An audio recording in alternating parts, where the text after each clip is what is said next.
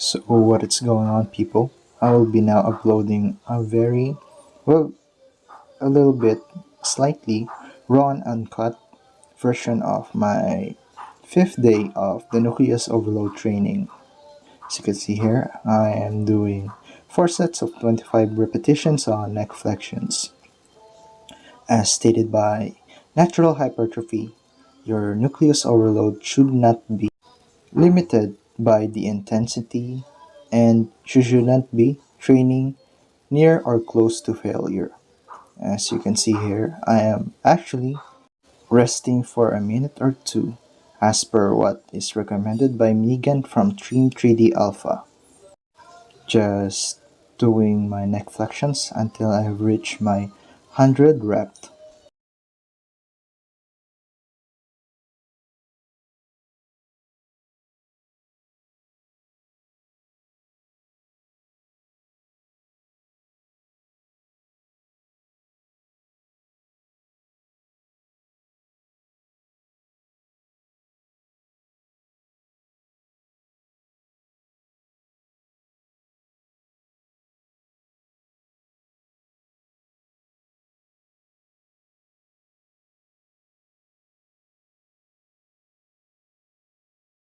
So far for the tricep extension, as you can see, my legs are a little bit closer to my upper torso as to manipulate the leverages and making it more easier. Again, as stated by natural hypertrophy, your nucleus overload training should not be limited by the intensity, and you should not be training close to failure, as you could probably develop elbow tendonitis and inflammation on your joints, especially on the elbows, as you would want that if your aim by the end of December is to achieve a 200-pound barbell bench press.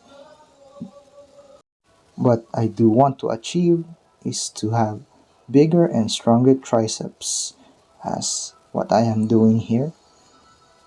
Also, I'm going shirtless, and you can particularly and obviously see my power belly is going at it, and at this point I do not care anymore on what I will look like as long as I can achieve on what I will be aiming to pursue on my fitness journey. And before the year 2022 ends, I want to achieve a 200 pound, if not more than 225 pounds of barbell bench press, and a stronger overhead press, probably exceeding 145 if I get to have a stronger shoulder and back as well. That is why I am also training my neck, because when you brace for the big lifts that requires axial loading on your spine, you will need to have a strong back, a thick, juicy looking back, and that will also require you to have a strong neck. That's right. It is not just for aesthetics and looks. It will also have an athletic purpose and carry over to some of the big lifts such as the overhead press and of course the deadlift. As I have previously mentioned, all the exercises that requires axial loading. You can see I was just testing the quality and brightness of the camera, and I'm doing it now.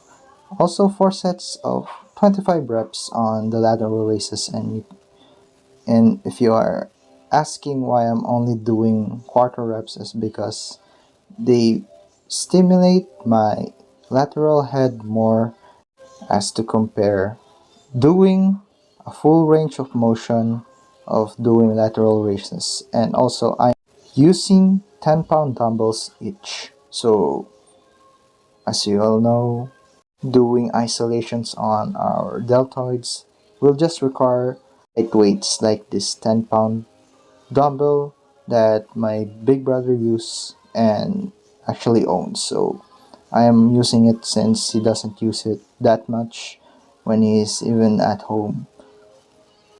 Also, I'll be doing different angles, as you will see, and this angle you will see the power belly that I actually acquired during the bulk, but hey, that would be the purpose. That would be the whole purpose of the bulk. You won't look good shirtless. You won't look like you've carved out of stone, but as long as you're getting strong, you're getting big, even with your clothes on, that would be fine because most of the time you won't be shirtless, especially in public. Am I right?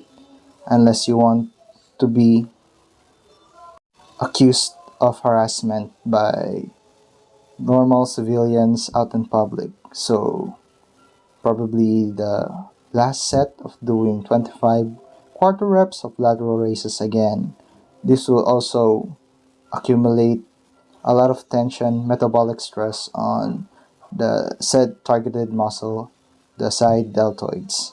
And I would also add some additional footage of my supplementary exercise and getting a strong lower back. As you can see here, I'm doing bodyweight reverse hyperextensions.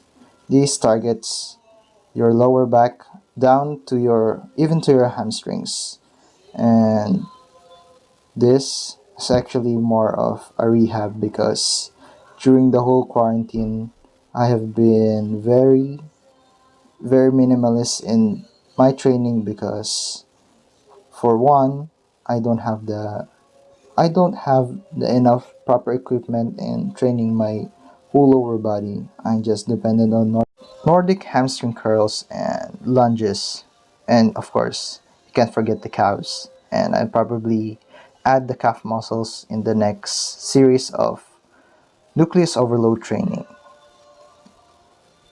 As you can see, full control on each repetition. You're not just banging out counting reps until the rep 15.